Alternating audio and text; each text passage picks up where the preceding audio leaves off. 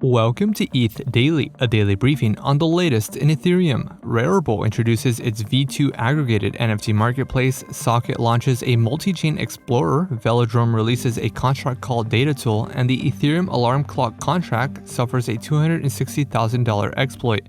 All this and more from ETH Daily starts right now.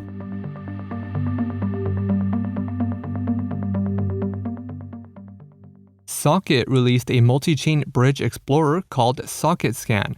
The explorer allows users to track their cross-chain transactions by inserting their transaction hash. Socket Scan displays the bridge status, the source transaction, and the destination transaction with links to each transaction in a unified dashboard. Search by wallet address will be supported in a later release. Previously, users would need to hop between block explorers to track a cross-chain transfer. Socket is an interoperability protocol and bridge aggregator that offers efficient bridge transfers and access to unified cross-chain liquidity.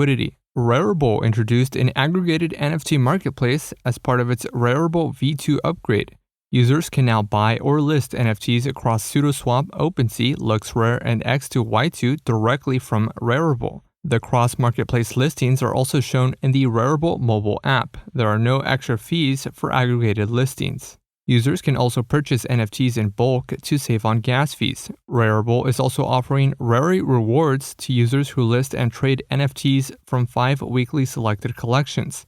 Users who stake at least 100 Rari tokens will also receive 0% seller fees, private Discord access, and V-Rari tokens for voting in governance. Optimism-based liquidity protocol Velodrome released Sugar, a tool that allows developers to fetch off-chain data with contract calls. Instead of performing multiple queries with an API, Sugar allows developers to fetch all pairs in a single RPC call, including data about reserves, contract addresses, and wallet balances. Sugar also supports pair epoch data, such as timestamps, bribes, and paginated records. In addition, the tool also supports data on vote escrowed locked NFTs, also known as VNFTs, across the entire protocol. VNFT data includes the locked amounts, last vote timestamp, rebase amount, and expiry.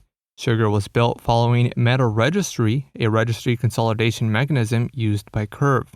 Blockchain security firm PeckShield shared details of an exploit on the Ethereum Alarm Clock smart contract. The exploit was tied to the contract's gas reimbursement mechanism, which is designed to return transaction fees to users who call the cancel function. The attackers exploited the contract to return more than initially paid. The loophole yielded validators up to 51% of profit in MEV. PeckShield found that 24 addresses exploited the contract, which resulted in $260,000 worth of losses for users of the tool. The Ethereum Alarm Clock is a tool that allows users to schedule future transactions by predetermining parameters and pre-funding the transaction. And lastly, Starkware released Starknet Alpha version 0.10.1 on the Goerli testnet. The release includes a new transaction type called Deploy Account. The update is a backward incompatible change to the network. Developers are strongly urged to update to Starknet version 0.10.1 ahead of a mainnet release in the coming weeks. Starkware also released a $1 million bounty program on Immunify. This has been a roundup of today's top news stories from ETH Daily. You can support this podcast by subscribing and following us on Twitter at ETHDaily. Also subscribe to our newsletter at ethdaily.substack.com. Thanks for listening. We'll see you tomorrow.